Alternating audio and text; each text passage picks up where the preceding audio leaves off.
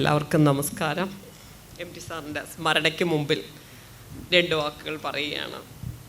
ഇവിടെ ഇരിക്കുന്ന പലരുമായി ബന്ധപ്പെടുത്തി നോക്കുമ്പോൾ എനിക്ക് വളരെ കുറച്ച് പരിചയമേ ഉള്ളൂ. പക്ഷേ എനിക്ക് ധൈര്യത്തോടെ പറയാം, 95 മുതൽ തുഞ്ചൻപറമ്പിൽ അദ്ദേഹം പ്രസംഗിച്ച 95% പ്രസംഗങ്ങളും ഞാനിവിടെ ഒരേ സീറ്റിലിരുന്ന് കേട്ടിട്ടുണ്ട്. ഇങ്ങനെ പ്രസംഗിച്ചുകൊണ്ടിരിക്കുമ്പോൾ എനിക്ക് എന്നെ അടയാളപ്പെടുത്തുന്നുവെന്ന് തോന്നിയിട്ടുമുണ്ട്. ഇങ്ങനെ പ്രസംഗിച്ച് ഇങ്ങനെ വരുമ്പോൾ എന്നെ നോക്കുമ്പോൾ എനിക്ക് തോന്നും, ഞാനിവിടെ ഉണ്ട്, എൻ്റെ കുട്ടികൾ ഇവിടെയുണ്ട്. ശങ്കരാചാര്യ സ്കൂൾ കുട്ടികൾ, കോളേജ് കുട്ടികളായിട്ട് വരുമ്പോൾ അവരും ഇവിടെ ഉണ്ടെന്ന് സാറ് കണ്ണുകൊണ്ട് എൻ്റെ അറ്റൻഡൻസ് വെച്ചു എന്ന് ഞാൻ ആശ്വസിക്കാറുണ്ടായിരുന്നു. അന്നൊന്നും ഞാൻ സാറിനെ നേരിട്ട് കാണാൻ പോവുകയോ സംസാരിക്കുകയോ ഒന്നും ചെയ്തിട്ടില്ല എന്ന് തന്നെ പറയാം. ഇങ്ങനെ വരുമ്പോൾ നമ്മൾ കാണുന്നു എന്നല്ലാതെ പരിചയപ്പെട്ടിട്ടോ ഒന്നുമില്ല.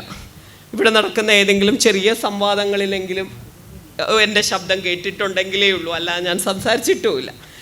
പക്ഷേ ഒരു സംവാദത്തിനിടയിലാണ് തുഞ്ചൻപറമ്പിനെ പറ്റി സംസാരിക്കുമ്പം ഇവിടെ പുതുതലമുറയ്ക്ക് ഒരു സ്ഥലമുണ്ടാകണം, അവരെ കടന്നു വരാനുള്ള അവസരം ഉണ്ടാക്കണം എന്ന് പറഞ്ഞു. അത് കഴിഞ്ഞപ്പോഴേക്കും ഒരിക്കൽ എന്നെ വിളിച്ചിട്ട് പറഞ്ഞു, ഒരു ബാലസമാജം തുടങ്ങാൻ നമുക്ക്, സുഷമയുടെ കോർഡിനേറ്ററായിട്ട് ആദ്യം ഉണ്ടാവണം. അപ്പം ഞാനന്ന് ക്യാമ്പസ് ഡയറക്ടറും കൂടിയാണ് ശങ്കരയിൽ. അപ്പം ഞാൻ പറഞ്ഞു, അത് അങ്ങനെ ഒരു സ്ത്രീ തന്നെ വേണം, എന്നാലേ അത് കുട്ടികളെയൊക്കെ കൊണ്ടുവരാനും ചെയ്യാനും ഒക്കെയുള്ള ഒരു ഇതിന് സാധിക്കും. ഞാൻ വിചാരിക്കുന്നു വളരെ കുറച്ചല്ലേ പറയുള്ളൂ, ആ കൈകൊണ്ടൊക്കെയാണ് ബാക്കി പറയുക. ഞാനിപ്പോൾ ഇവിടെ ഇരിക്കുമ്പോൾ ആലോചിക്കുക, ബാക്കിയൊക്കെ കൈകൊണ്ടൊക്കെയാണ് പറയുക, മുഴുവൻ പറയില്ല.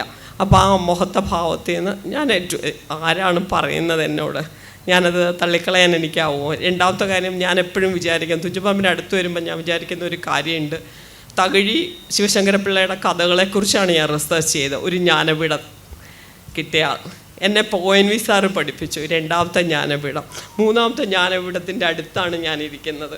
ഇന്ത്യയിൽ ഇത്രയും വലിയ ആളുകളുടെ സാഹിത്യകാരന്മാരുടെ മുന്നിൽ ONV സാറാണെങ്കിലും ഞാൻ ഒരിക്കൽ ഇങ്ങനെ കാലിത്തൊട്ടപ്പോൾ സാറ് പറഞ്ഞു, അതിൻ്റെ ഒന്നും അർത്ഥമില്ല, ആവശ്യമില്ല, നിന്നെ ഞാൻ കരുതിയിട്ടുണ്ട് എന്ന് പറഞ്ഞു.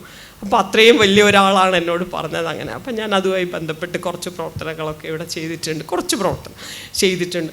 അന്നൊക്കെ അദ്ദേഹം പറയുന്ന ബാല്യകാല സ്മരണകൾ അദ്ദേഹം ഇങ്ങനെ പറയും എന്നോട്, പലതും വായിക്കാൻ പോയതും പണ്ട് സ്കൂളിലെ ടീച്ചേഴ്സ് പലതും പറഞ്ഞതും ഒക്കെ. അപ്പം ഞാനന്ന് വിചാരിക്കുമായിരുന്നു, റിട്ടയർ ചെയ്യുമ്പോൾ, ഞാൻ സാറിനോട് ഒരിക്കൽ പറയുകയും ചെയ്തു, റിട്ടയർ ചെയ്യുമ്പോൾ ഞാനിവിടെ വന്നിരുന്ന് ഇത് റെക്കോർഡ് ചെയ്ത് എഴുതും, ഇത് അങ്ങനെ എഴുതേണ്ടതാണ്. കാരണം ഒത്തിരി സ്കൂളുമായി ബന്ധപ്പെട്ട ഞാൻ ബാലസമാജമായിട്ട് ബന്ധപ്പെട്ടാണല്ലോ ഇവിടെ വന്ന്. അപ്പം കുറേ കഥകൾ, വെങ്കടാചലപതി സാറിനൊക്കെ അറിയാം, കുറേ കാര്യങ്ങൾ എന്നോടിങ്ങനെ ആ വിഷയത്തെക്കുറിച്ച് പറയുമ്പോൾ ഒരു ബാലനായതുപോലെ സംസാരിക്കാറുണ്ട്. ഒരു വലിയ ജ്ഞാനപീഠ ആളായിട്ടല്ല, ഒരു ബാലനായി സംസാരിക്കാറുണ്ട്. അതെനിക്ക് വളരെ ഇങ്ങനെ മനസ്സിലിങ്ങനെ ഇവിടെ ഇരിക്കുമ്പോൾ ഓർമ്മ വരികയാണ്. അങ്ങനെ സംസാരിക്കും അദ്ദേഹം, വളരെ കൂടുതലായിട്ട് സംസാരിക്കും. അത് കഴിഞ്ഞ് എൻ്റെ മനസ്സിനെ ഏറ്റവും തങ്ങിയിരിക്കുന്ന ഒരുപാട് നർത്തകർ, ഒരുപാട് പ്രശസ്തരായ സാഹിത്യകാർ ഒക്കെ ഇവിടെ കൊണ്ടുവന്നു. നമ്മുടെ എഴുത്താണി എഴുന്നള്ളിപ്പ് കഴിഞ്ഞ് നമ്മൾ ആ മണ്ഡപത്തിൻ്റെ മുമ്പിൽ നിന്ന് രാവിലെ വിവിധ ഭാഷയിലെ ആളുകൾ അന്ന് സംസാരിക്കുന്നവരോ പിറ്റേന്നുള്ളവരോ സംസാരിക്കും. ആ ഒരു രംഗം ലോകത്തെവിടെയും ആർക്കും, തിരൂരുകാർക്ക് ലഭിച്ച ആ ഭാഗ്യം, അല്ലെങ്കിൽ തുഞ്ചൻപറമ്പിൽ ലഭിച്ച ഭാഗ്യം ആർക്കും കിട്ടില്ല. അവരെല്ലാം ഒരു 2 വാക്കെങ്കിലും അവരുടെ ഭാഷയിൽ സംസാരിക്കണം. മലയാളത്തിൻ്റെ ഭാഷയിൽ നിന്നുകൊണ്ട് അദ്ദേഹം പറയാം, 2 വാക്കെങ്കിലും നിങ്ങളുടെ ഭാഷയിൽ സംസാരിക്കണം. അവർ സംസാരിച്ചു തുടങ്ങുമ്പോൾ നമുക്കെല്ലാം മനസ്സിലാവുന്നു ഇവർ പറയുന്നത് എന്താണെന്ന് ഇവരുടെ ഭാഷയിൽ. അപ്പോഴാണ് നമുക്ക് മനസ്സിലാകുന്നത് ലോകത്തിൻ്റെ ഭാഷ ഒന്ന് തന്നെയാണ്, മനുഷ്യൻ്റെ ഭാഷ ഒന്നാണ്. അത് പറയുമ്പോഴേക്ക് ആ പറയുന്ന ഓരോരുത്തരും എം.ടി. സാറിനെ എത്ര വിലമതിക്കുന്നു, അല്ലെങ്കിൽ എത്ര സ്നേഹത്തോടെയാണ് കരുതുന്നത്. ഈ വന്നതും അവരുടെ വാക്കുകളും ഒക്കെ അനുഭവിക്കാൻ എനിക്ക് ഭാഗ്യം ഉണ്ടായിട്ടുണ്ട്. അതുകൊണ്ട് തന്നെ ഞാൻ വിചാരിക്കുന്നു, പലതരം തീർത്ഥാടന കേന്ദ്രങ്ങളുണ്ട്. പക്ഷേ ഭാഷയ്ക്കും സാഹിത്യത്തിനും വേണ്ടി തുഞ്ചൻപറമ്പ് എന്ന തീർത്ഥാടന കേന്ദ്രത്തെ ഉണ്ടാക്കിയ ആളെന്ന നിലയിൽ ഒരിക്കലും നമ്മുടെ ചരിത്രത്തെ, അദ്ദേഹത്തിൻ്റെ മറ്റ് സംഭാവനകളെ ഒന്നും വിലയിരുത്താതെയല്ല, അദ്ദേഹം സാഹിത്യവും സിനിമയും നാടകവും ചെറുകഥയും ഒക്കെ അതുല്യനാണ്. പക്ഷേ ഒരു തീർത്ഥാടന കേന്ദ്രം ഭാഷയ്ക്കും സാഹിത്യത്തിനും ഉണ്ടാക്കി ആ തുഞ്ചൻപറമ്പിനെ ഉന്നതിയിലെത്തിക്കാൻ അദ്ദേഹത്തിന് കഴിഞ്ഞിട്ടുണ്ട് എന്നുള്ളതിന് യാതൊരു സംശയവുമില്ല.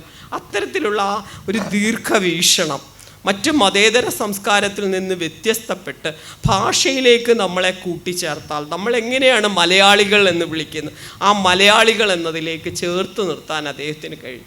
അതുമായി ബന്ധപ്പെട്ട് ആലോചിക്കുമ്പോഴാണ് ഇവർക്ക് അദ്ദേഹത്തിന് ലോകം മുഴുവൻ ആരാധകരുണ്ടായിരുന്നു. അദ്ദേഹത്തിനെ അറിയുന്നത് ലോകത്ത് വിവിധ സ്ഥലങ്ങളിലാണ്. അതിലെല്ലാം ആ മലയാളി എന്ന സ്വത്വം അദ്ദേഹത്തിന് കൊണ്ടുവന്നെത്തിക്കാനും കഴിഞ്ഞിട്ടുണ്ട്. ഇതിൽ വലുത് എന്താണുള്ളത്? മലയാള ഐക്യവേദിയായിട്ട് ബന്ധപ്പെട്ട് ഞാൻ പ്രവർത്തിച്ചുകൊണ്ടിരുന്ന കാലത്ത് ഞങ്ങളുടെ നിരാഹാര സത്യാഗ്രഹത്തിന് ഞങ്ങൾക്ക് സാറിൻ്റെ ഒരു ബൈറ്റ് വേണം, ഇങ്ങനെ വിവിധ ആവശ്യങ്ങളുമായിട്ടൊക്കെ ചെന്നാലും അതിനോടൊക്കെ സഹകരിച്ചുകൊണ്ട് ഭാഷയ്ക്ക് വേണ്ടി നിൽക്കാൻ അദ്ദേഹത്തിന് കഴിഞ്ഞിട്ടുണ്ട്. അപ്പോൾ ഭാഷ എന്നത്, മലയാള ഭാഷ എന്നതിനെ അഭിമാനത്തോടെ കൈയേറ്റാനും അതിനെ കൊണ്ടുപോകാനും അദ്ദേഹത്തിന് കഴിഞ്ഞിരുന്നു.